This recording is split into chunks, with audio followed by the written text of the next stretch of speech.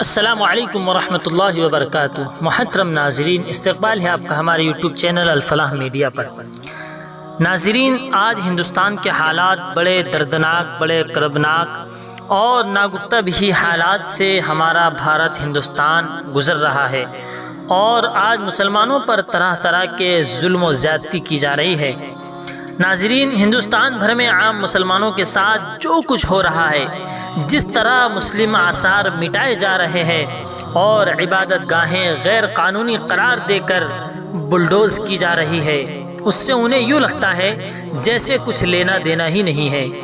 وہ اپنے پیزے اور برگر کھانے میں مست ہیں، ہاف نیکر پہن کر موج کرتے ہوئے گھوم رہے ہیں۔ ان نوجوانوں کے ماں باپ سوسائٹی میں اپنے سیکولر مزاج کے لیے سراہے جا رہے ہیں۔ انہیں کسی بت کے آگے سجدہ ریز ہونے میں کوئی عار نہیں۔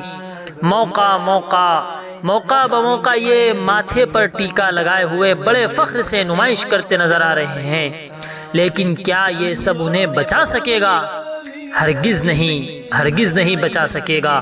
اس کا مطلب یہ ہے کہ آنے والے دنوں میں آج ہی کی طرح زندگی گزار سکیں گے؟ لگتا نہیں ہے۔ جو حالات بن رہے ہیں ان پر اگر غور کیا جائے تو خوب اندازہ ہو جاتا ہے کہ آنے والے دنوں میں ان سے کہا جا سکتا ہے کہ یہ دکھاوا کافی نہیں ہے، اب حقیقت میں ہمارے رنگ میں رنگ جاؤ۔ میں نہیں جانتا کہ اس وقت یہ کیا کریں گے، لیکن اتنا اندازہ تو لگایا جا سکتا ہے کہ یہ آج جتنا بگڑے ہوئے ہیں اس سے کہیں زیادہ بگڑ جائیں گے۔ کون ہوگا اس بگاڑ کا ذمہ دار؟ اس سوال پر غور کرنے سے پہلے ان مسلمانوں کی طرف دیکھ لے جو ایک پوری نسل کو بگاڑ کی جانب ڈھکیل رہے ہیں۔ ان میں صوفی بھی ہیں، مسلم سیاستداں بھی ہیں، مسلم دانشوران بھی ہیں اور علماء دین بھی ہیں۔ کیا لوگوں نے نہیں دیکھا کہ ایودھیا میں رام مندر کے افتتاح میں صوفی شریک تھے، اور بارش مسلمانوں کا ایک پورا ٹولہ جس میں مسلم خواتین بھی تھی بعد میں رام مندر کی زیارت کے لیے پہنچا تھا؟ امت کا ایک اچھا خاصا طبقہ نام نہاد صوفیوں اور ہندوتوں سے وابستہ علماء کے جال میں پھنسا ہوا ہے اور دھیرے دھیرے ارتداد کی طرف گامزن ہے۔ بہت منصوبہ بندی سے جال بچھایا گیا ہے، لوگوں کو پھانسا گیا ہے، دولت اور شہرت اور اس سے بھی بڑھ کر کے یہ لالچ دی گئی ہے کہ چاہے جو کرو تم پر کوئی حرف نہیں آئے گا، بس ان مسلمانوں کو گمراہ کر دو۔ اور ایک طبقہ وہ ہے جو اس جال میں نہیں پھنسا ہے، اس میں بھی صوفی ہے، علماء دین ہے، مسلم دانشوران اور مسلم سیاستدان ہیں، لیکن ان کا ایک قصور ہے کہ یہ چوہے کی طرح بل میں دبکے ہوئے بیٹھے ہیں۔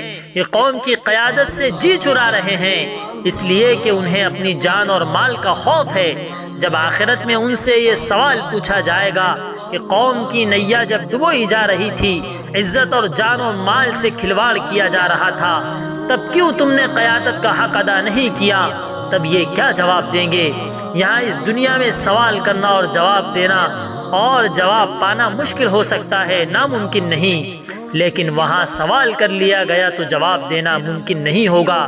مسجدوں اور مدرسوں کے ساتھ شریعت کو خطرہ ہے، حرام کاری پر مجبور کرنے کی کوشش کی جا رہی ہے، حرام کھانے پر اور حلال چھوڑنے پر مجبور کیا جا رہا ہے۔ اب تو شریعت پر بھی آنچ آنے لگی ہے، لیکن مسلمان کیا عام اور کیا خاص، کیا مستی میں ڈوبے اور کیا قدر سنجیدہ، سب زبانوں پر تالے ڈالے بیٹھے ہیں۔ یہ خاموشی کسی کام نہیں آئے گی۔ مسلمانوں، خدارا یہ خاموشی توڑو، اپنی عزت کی، اپنی جان مال کی، اپنے دین اسلام کی حفاظت کے لیے آگے بڑھو، اللہ ضرور مدد کرے گا۔ اللہ رب العزت کی ایک سنت ہے کہ اللہ نے اس قوم کی حالت نہیں بدلی جسے نہ ہو خود اپنے بدلنے کا خیال۔ اللہ ہم سب کو مسلمانوں میں بیداری عطا فرمائے، اللہ ہم سب کو عمل کی توفیق نصیب فرمائے، آمین۔